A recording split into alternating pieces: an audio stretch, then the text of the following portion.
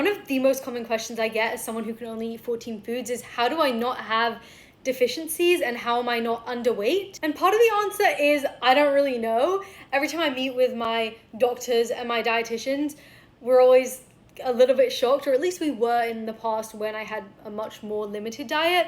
But honestly, my diet is pretty varied. It's pretty or I would not say it's varied. It's pretty balanced. I have proteins, I have some forms of carbs, I have vegetables and fruits.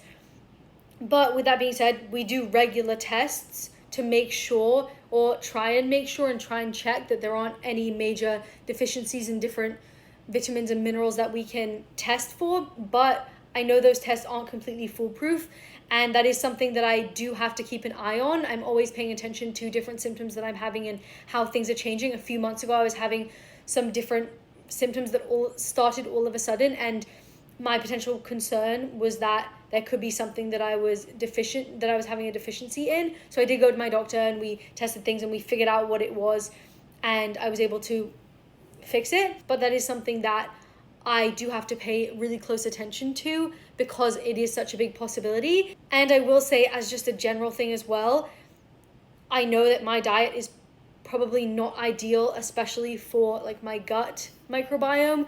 It's much better to have more of a varied diet and to have a lot of different things, and I do think that contributes to why it is so hard for me to reintroduce new foods, and that can add an extra complication because sometimes I'm not sure if I'm having some certain symptoms or reacting to something because I'm actually having a mast cell reaction to it or an allergic reaction to it, or if my body's just not used to digesting something like that. And most of what I eat on a daily basis is based on discussions I've had with my doctor and my dietitian to make sure that out of the foods that I can eat, I'm eating as much and as good of a balance of everything and of a balance of different things as I can.